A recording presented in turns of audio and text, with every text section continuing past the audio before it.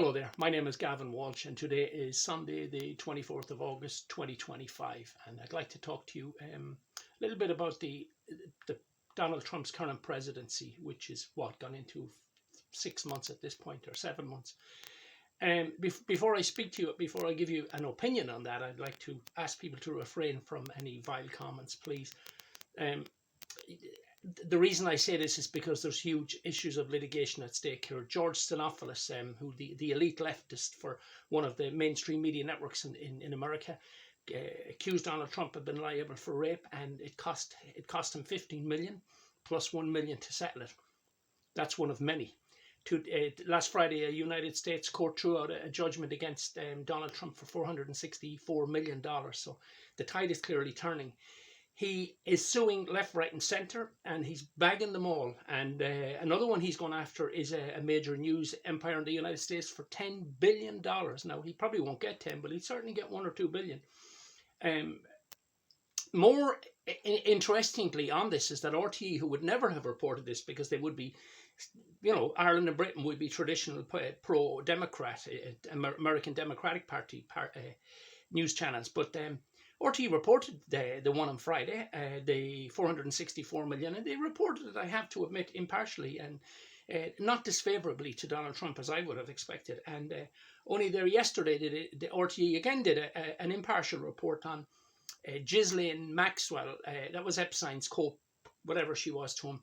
I have to be careful with my own words here, but the Department of Justice, the United States Department, the DOJ, the Department of Justice, released her interviews, and she categorically has got Trump off the hook. She said that at no point was he involved in any inappropriate behavior.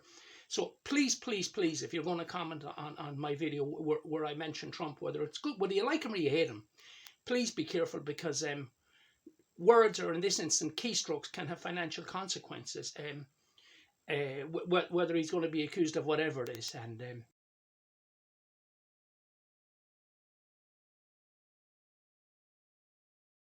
okay, so on to what I want to talk to you about today.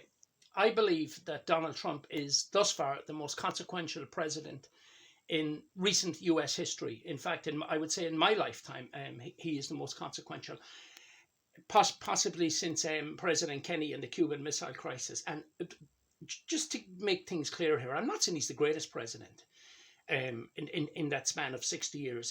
For instance, if you're a liberal, you would think that Jimmy Carter was the greatest president. And of course, if you're a conservative, you'll probably think Ronald Reagan was the greatest. So I'm not talking about the word greatest. I'm talking about the consequentiality of that presidency and what it has on the rest of the world. And the reason I say that about Donald Trump is, the last time I checked, he's now claiming to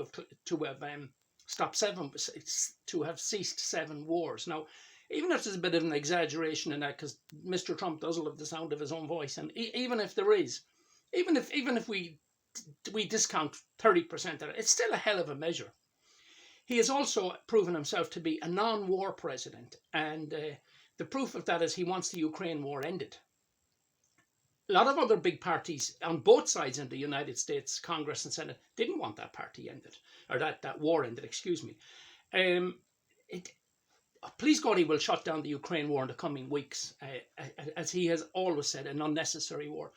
And if he gets Saudi to sign on the Abraham Accords, then he will absolutely be the greatest president for consequentiality in recent decades. Again, your own choice as to whether you think he's great, bad, or indifferent is quite frankly irrelevant when the historians will recount what he has done in, we'll say, 100 or 200 years from now.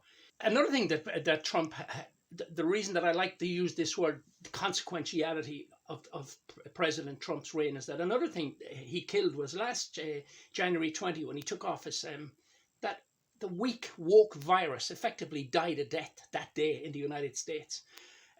I believe in years to come it will be looked back on as an insane part of humanity in the West, where we had so many expressions of freedom that this is what we came up with, that we could teach in school a boy to be a girl and a girl to be a boy. And by all means, if you're of age, be whatever the hell you want to be. But, to indoctrinate our children is utter insanity. And how anyone can go along with that, it makes no sense.